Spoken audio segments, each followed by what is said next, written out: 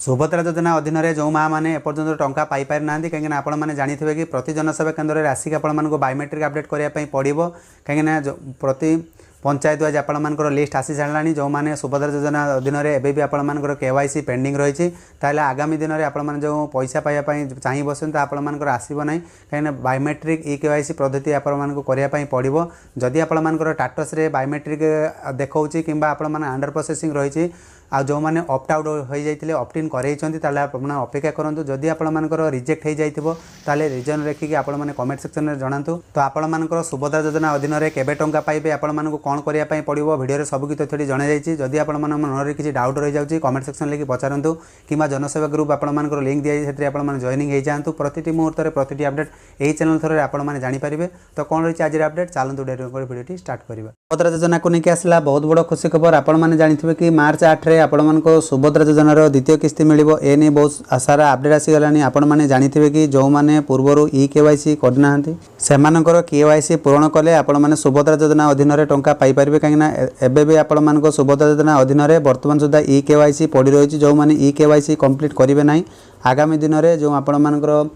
चतुर्थ पर्याय टंका कि द्वितीय किस्ती आपको मिलिबो नाही सुभद्रा योजना अधीन में टंका पाइबाक हेले आपण माने केवाईसी अपडेट करने पड़ो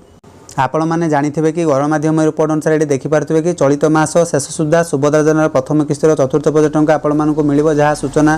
देते उपमुख्यमंत्री प्रतिभा परिड़ा कहीं आपण जदि केवाईसी आपण मैंने अपडेट करेंगे कि जो मैंने ऑप्ट आउट हो जाते से ऑप्ट इन कले हिताधिकारी भाव में आपने पाइपर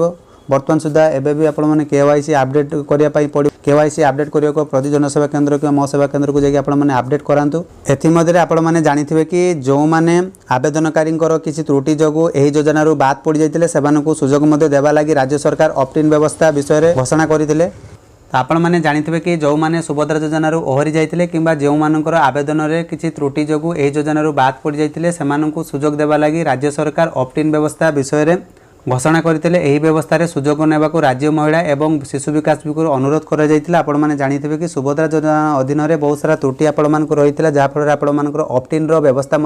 जहाँफल आपने ऑप्ट इन होती तो एबे भी बहुत हिताधिकारी एबे भी आपर सुभद्रा योजना अधीन में रिजेक्टर लिस्ट रे भी ना अच्छी तो आपर रिजेक्टर रिजन कौन अच्छी आपने जानते आपने कमेंट सेक्शन लिखिकी पचारतु तापर आप संपूर्ण साहाय्य करेंगे तो आज भिडियो आपको जनाऊँ तो देखिपे संवादर न्यूज रे आज प्रकाश पाई मार्च 8 रे सुभद्रा योजनार द्वितीय किस्ती आपको मिलिबो जहाँकि मुख्यमंत्री घोषणा करिसेंती जेपरिक महिला माने हेउचंती आम राज्यर मुख्य अंग एवं जनसंख्यार अधा सुभद्रा योजन राज्य 1 कोटी अधिक माँ मानू वार्षिक 10,000 टंका लेखाएं पहुँचाई प्रदान करने कार्यक्रम आरंभ कर जो मैंने सुभद्रा योजना अधीन में ए पर्यंत आपण मैंने टंका पाई ना तो आपण मैंने टाटस रे कौन शो करुच्ची जदि आपण टाटस रे बायोमेट्रिक किंबा अंडर प्रोसेसिंग रही ताहले सुभद्रा योजना अधीन में आपण मैंने आगामी जो किस्ती आपण मैंने मिलिबो आपण मानको मिल पारिबो तो आपण मैंने अपेक्षा करंतु जेतेबेले आपण मानकर प्रॉपर गाइडलाइन आसीबो केबे मिलिबो सुभद्रा योजनार चतुर्थ पर्याय टंका आपण मानको वीडियो थरे जणैबे आ जो माने चैनल को नुआ करि आसंते निहाती सब्सक्राइब करंतु जहाँ फल एमती नुआ नुआ लेटेस्ट इनफॉरमेशन एही चैनल थरे अपडेट हेबो आपण माने सर्वप्रथम जानि पारिबे तो ये आपण माने गणमाध्यम रिपोर्ट अनुसार देखि पारथुबे कि 76तम साधारणतंत्र दिवस अवसर कटक बिड़ानासी पड़िया मुख्यमंत्री मोहन चरण माझी जेपरी जगदे जातीय पताका उत्तोलन कर अवसर देशर सुरक्षा प्राणबली देइथिबा महासंग्रामी एवं जवान मानकर प्रति मुख्यमंत्री विनम्रता और श्रद्धांजलि जणाइछन्ति से श्रद्धांजलि अवसर में आपण माने जानिथिबे कि जो मैंने सुभद्रा योजना अधीन में टंका पाई ना तो आपण माने ये देखिपारे संपूर्ण भाव में आपण मानकर गणमाध्यम रिपोर्ट रे दर्शा जा सारानी ये आपण मैंने गणमाध्यम रिपोर्ट अनुसार देखिपारे कि मुख्यमंत्री कहते महिला माने हेउचंती आम राज्यर मुख्य अंग एवं जनसाधारण अधा सुभद्रा योजना राज्य 1 कोटी अधिक माँ मानक वार्षिक आपण मानक 10,000 टंका लेखाएं 5 वर्ष प्रदान करियो बोली कार्यक्रम आरंभ करिसेंती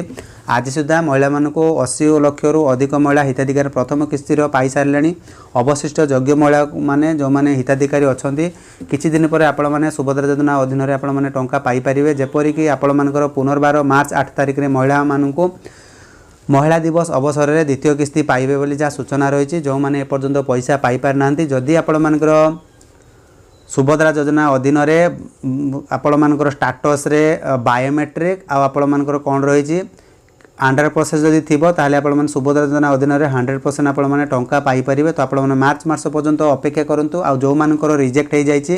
तो रिजेक्टर रीजन जदि आपण माने पकेइथिले जदि आपण तो आसीने आपण माने अपेक्षा करंतु ताने संपूर्ण गाइडलाइन आपण सरकार तरफ मिल जिवो। जितेबाला आसो आप संपूर्ण तथ्य जनइबी। तो आपने देखिपारे कि यही सहायता को उपयोग कर माँ मैंने छोट छोट व्यवसाय कर निज निज परिवार रोजगार करें मुख्यमंत्री कहते। जदि सुभद्रा योजना अधीन एबे भी आपण मानकर त्रुटि रोचे ताहले आपण माने कमेंट सेक्शन लिखि पचारंतु जे सुभद्रा योजना अधीन आपण मानकर कौन कौन त्रुटि रोचे। चाहिए आपण माने सुभद्रा योजना अधीन जहाँ भी त्रुटि रोचे अभियोग मध्य आपण माने ऑनलाइन रे चाहिए आपण माने करिवे। अभियोग किपरि करिवे से नहीं आपण मानक पूर्व वीडियो जणी आसी। जदि आपण माने से वीडियो देखिया पई चाहुचंती डिस्क्रिप्शन तळे आपण मानक लिंक दे देबी। बहुत सारा हिताधिकारी एबे भी टंका पाई नाहंती आपण माने अपेक्षा करंतु। तो आपण मा सुभद्रा योजना अधीन मार्च आपणकर 8 तारिख भितर आपण मानकर समस्त पैसा आपण मानकर पाई परिबे। जो माने एपर्यंत पाई नाहंती संपूर्ण भाव अपेक्षा करिया पई अनुरोध। तो ये आज संपूर्ण अपडेट आशा करुँच वीडियो संपूर्ण सूचना जानीपारे। जो मैंने फिर भी बुझीपार ना कमेंट सेक्शन लिखि आपण प्रतिक्रिया शेयर करेंगे। से पर्यंत रोचे। जय Jagannath. Bye bye. Take care.